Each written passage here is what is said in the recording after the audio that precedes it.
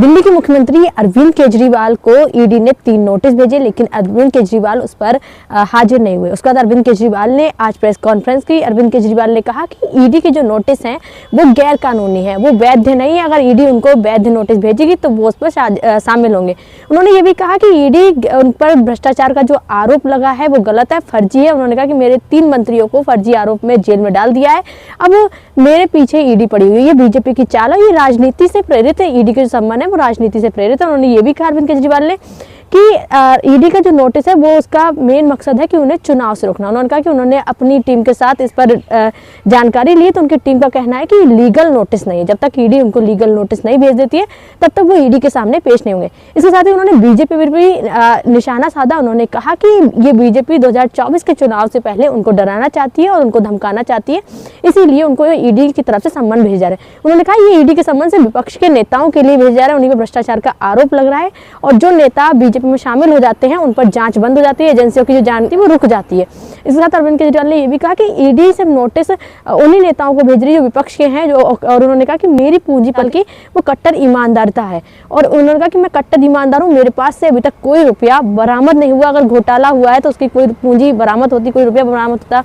मंत्री जेल में चले गए जिनके पास कुछ नहीं मिला ईडी को, उसके बाद भी ईडी फर्जी मामले में मुझे फंसाना चाहती है। उन्होंने ये भी कहा कि ये सब बीजेपी की एक चाल है। 2024 का राजनीतिक चुनाव जो है वो आ चुका है और 24 के चुनाव में तैयारी ना कर पाऊं, मैं चुनाव ना लड़ पाऊं, इसीलिए मुझे डालने की पूरी तैयारी की जा रही है। अरविंद केजरीवाल ने ये भी कहा जिस दिन ईडी उनको सही नोटिस भेजेगी उस दिन वो सामने जाएंगे और उसके बाद सवालों के जवाब भी देंगे। उन्होंने कहा जब तक ईडी उनको साजिश के तहत अगर नोटिस भेजती रहेगी तो उसके बाद वो जवाब नहीं देंगे और ना ही वो सामने जाएंगे, क्योंकि उन्होंने कहा लीगल नोटिस नहीं है और ये नोटिस एक साजिश से भरा है। उन्होंने ईडी पर भी कई सवाल उठाए। इसके साथ उन्होंने ईडी के जरिए निशाना भाजपा पर साधा। उन्होंने कहा कि बीजेपी की पहले से रणनीति रही विपक्षी नेताओं को खड़े ना होने देना, उनको काम ना करने देना, विपक्षी नेताओं को जेल में डाल देना।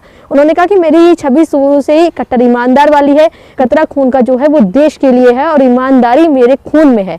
उन्होंने कहा इस ईमानदारी की वजह से मैं काम करता रहूंगा और दिल्ली की जनता के लिए मैं इसी तरह लड़ता भी रहूंगा। उन्होंने कहा कि बीजेपी अगर मुझे कितना भी डराना चाहे या फिर ईडी के कितने भी सम्मन आ जाए, मैं हाजिर जब तक नहीं हूंगा जब तक वो लीगल नोटिस नहीं भेजती है। उन्होंने ये भी कहा कि बीजेपी की साजिश, उन्होंने कहा बीजेपी की कोशिश है कि वो अरविंद केजरीवाल को जेल भेज दे, जिससे कि 2024 का चुनाव अरविंद केजरीवाल और आम आदमी पार्टी के नेता ना लड़ सके।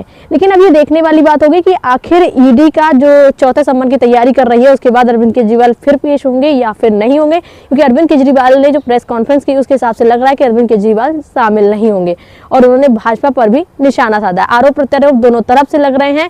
अब अरविंद केजरीवाल के साथ साथ किन किन नेताओं का नाम शामिल होगा ये भी बहुत बड़ी चीज है। आपको सुनवाते हैं अरविंद केजरीवाल ने क्या कहा। और सीबीआई का इस्तेमाल करके दूसरी पार्टियों के नेताओं को तोड़ के बीजेपी में शामिल करवाने का काम किया जा रहा है। एक नहीं, दो नहीं, कितने उदाहरण हैं जहां किसी पार्टी के नेता के खिलाफ ईडी सीबीआई के मामले चल रहे थे या उन पे गंभीर आरोप लगे हुए थे, जैसे ही वो नेता बीजेपी में शामिल हुए उनके सारे पुराने मामले बंद कर दिए गए या ठंडे बस्ते में डाल दिए गए।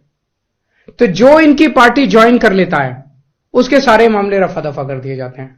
जो इनकी पार्टी में नहीं जाता वो जेल जाता है। आज मनीष सिसोदिया, संजय सिंह और विजय नायर इसलिए जेल में नहीं है कि उन्होंने भ्रष्टाचार किया है, वो इसलिए जेल में है क्योंकि उन्होंने बीजेपी में शामिल होने से इंकार कर दिया है। आज हम बीजेपी का मुकाबला क्यों कर पा रहे हैं? क्योंकि हमने कोई भ्रष्टाचार नहीं किया। अगर हमने जरा सा भी गलत काम किया होता तो दूसरे भ्रष्टाचारी नेताओं की तरह आज भी हम बीजेपी में शामिल हो चुके हैं, तो होते आज तक।